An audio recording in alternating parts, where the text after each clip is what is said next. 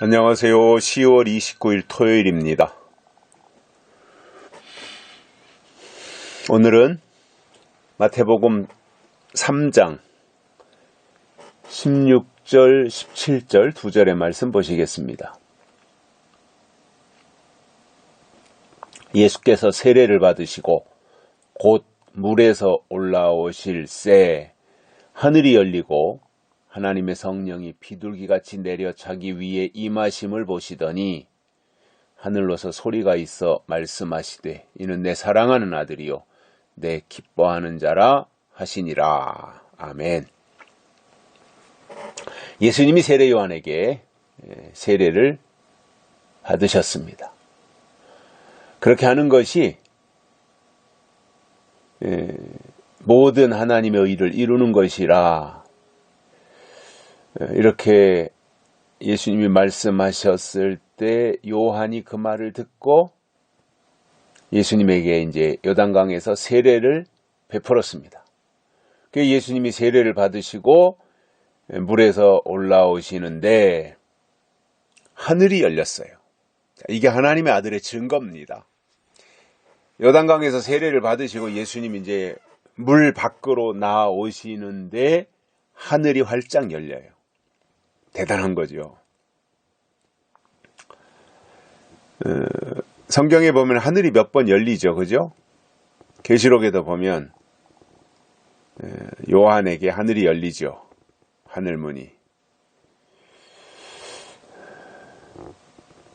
예수님이 세례받고 올라오실 때 하늘이 열렸습니다.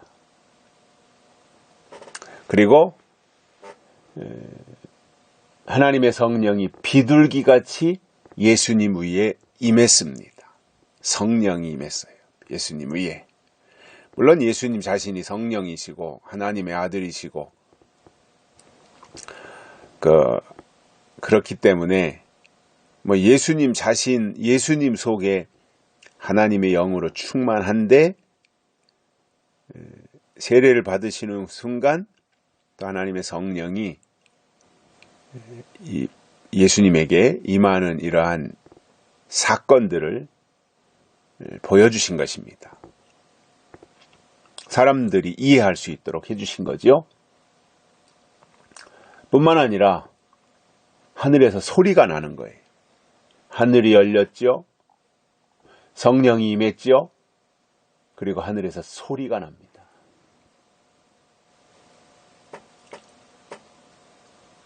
무슨 소리냐면 이는 내 사랑하는 아들이요 내 기뻐하는 자라. 예수님을 향해서 하나님이 내 사랑하는 아들이요 내 기뻐하는 자다. 참 이러한 하나님으로부터의 그 표현, 이러한 설명을 듣는다면 이 이상이 있을까요? 이는 내 사랑하는 아들이요 내 기뻐하는 자라. 예수님은 특별한 모습으로 이 땅에 오신 거지요. 그래서 예수님이 행하시는 모든 일에는 하나님의 역사가 포함되어져 있고 그것을 통해서 하나님의 일이 이루어지는 것을 보여주신 것입니다. 그래서 예수님이 요단강에서 세례를 받고 안 받고 그게 대단한 의미가 있었겠습니까마는 그러나 그러한 과정과 절차를 통해서 이제 새로운 시대가 열린다라고 하는 것을 보여주신 거지요. 예수님 자신이 친히 세례를 통해서. 그래서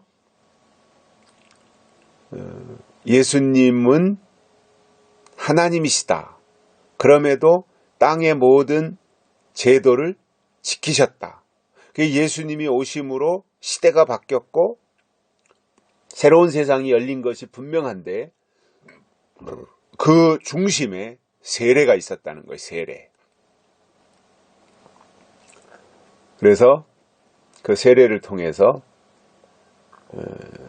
하늘이 열리고 성령이 임하고 소리가 들리고 이러한 예수님에게 일어났던 이 일련의 이 내용들을 우리가 보면서 우리가 하나님의 사람이 된다고 하는 것, 또 하나님의 일꾼이 된다고 하는 것, 또는 하나님의 지체가 된다고 하는 것, 이것이 무슨 의미가 있겠는, 무슨 의미를 포함하고 있는 것인가를 요한과 예수님의 이 관계성 속에서 우리가 생각해 볼 필요가 있는 거예요. 그래서 우리도 하나님의 사람으로 하나님께 인정을 받는다면 이러한 과정이 있어야 하지 않을까. 이 시대에도 우리가 하나님의 아들 되는 믿음을 갖기를 원하지 않습니까? 하나님에게도 아들이 필요하잖아요. 또 우리의 입장에서는 하나님의 아들 되는 믿음을 가지는 것이 필요하지 않습니까? 그렇다면 말로만 나는 하나님의 아들입니다. 나는 하나님의 아들입니다. 이럴 것이 아니라 증거가 있어야 된다는 거죠. 하늘이 열려야 되고 성령이 임해야 되고 하늘로부터 음성이 들려야 된다라는 거예요. 이것을 통해서 하나님의 아들이구나 하는 것을 입증하게 된 것입니다. 그 입증의 현장에 세례 요한을 통해서 예수님에게 세례가 베풀어지는 이 상징적인 일이 있었던 것입니다. 여기까지 하겠습니다. 고맙습니다.